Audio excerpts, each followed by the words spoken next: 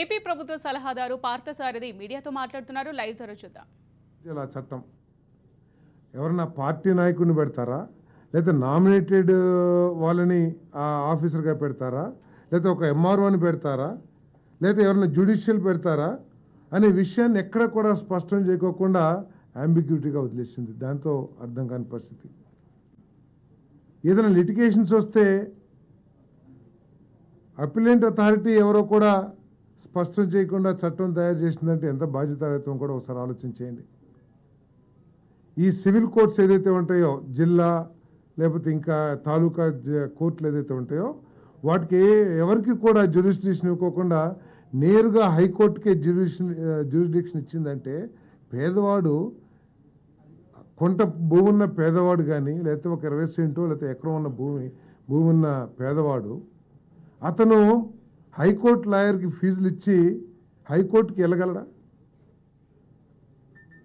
అంటే ఏ ఉద్దేశంతో civil courts, అది పేరే సివిల్ కోర్ట్స్, సివిల్ మ్యాటర్స్ హైకోర్టుకి వెళ్ళినా కూడా ముందు మీరు సివిల్ కోర్టుకి వెళ్ళండి అని చెప్పేసి ఉత్తర్వులు ఇస్తారు హైకోర్టు కూడా.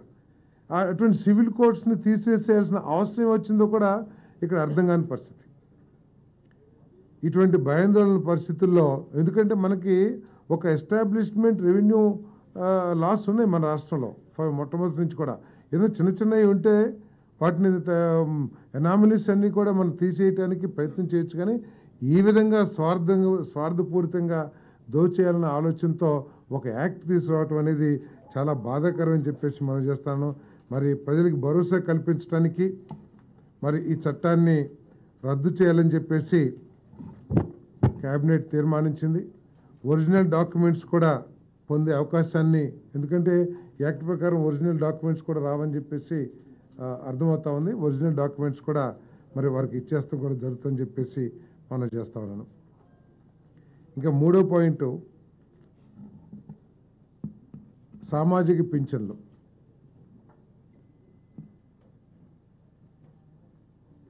దాదాపు 65 లక్షల మందికి ఉపయోగపడే విధంగా 28 కేటగిరీస్లో వివిధ వర్గాలకి పెన్షన్స్ ఏదైతే ఇస్తున్నారో వాటన్నిటిని కూడా పెంచడం జరిగిందని చెప్పేసి మీ అందరికీ మనం చేస్తా ఉన్నాను. నేను 3,000 నుంచి 4,000 రూపాయలకి ఈ పెన్షన్ను పెంచడం జరిగిందని చెప్పేసి మనం చేస్తా ఉన్నాను. ఏదైతే చంద్రబాబు నాయుడు గారు, పవన్ కళ్యాణ్ గారు, కూటమి నాయకులందరూ కూడా మా ప్రభుత్వం రాగానే మొట్టమొదటి మాసమే పెన్షన్లు పెంచి ఇస్తామని ఏదైతే హామీ ఇచ్చారో దానికి అనుగుణంగా ఈరోజు పెన్షన్లు పెంచే కార్యక్రమం జూలై 1వ తారీఖు నుంచి పెన్షన్ పెంచే కార్యక్రమం చేయబోతున్నామని చెప్పేసి మనం చేస్తాము.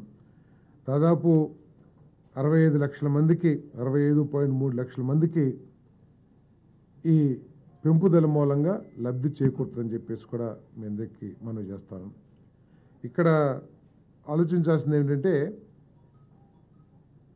పోయిన ప్రభుత్వం 1000 రూపాయలు పెంచడానికి 4 సంవత్సరాలు తీసుకుంటే, ఈరోజు చంద్రబాబు నాయుడు గారి నాయకత్వంలోని ప్రభుత్వం 1000 రూపాయలు పెంచడానికి కేవలం ఒక 10-15 రోజులు మాత్రమే తీసుకోవటం దీంట్లో సంతోషించదగ్గ విషయం అని చెప్పేసి కూడా మీ అందరికీ మనం చేస్తాను.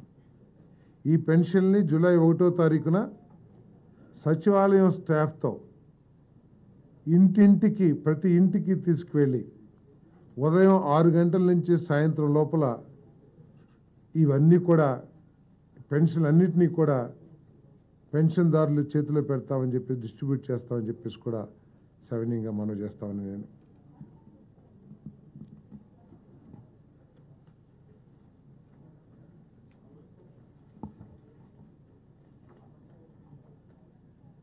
మరి ఒక కేటగిరీ ఫిజికలీ డిజేబుల్డ్ పర్సన్స్కి 3,000 నుంచి 6,000 రూపాయలు, పూర్తి అంగవైకల్యంతో ఉన్న వాళ్ళకి 5,000 నుంచి 15,000 రూపాయలు కూడా పెంపుదల కూడా ఇవ్వబోతున్నామని చెప్పేసి కూడా నేను మనవి చేస్తాను.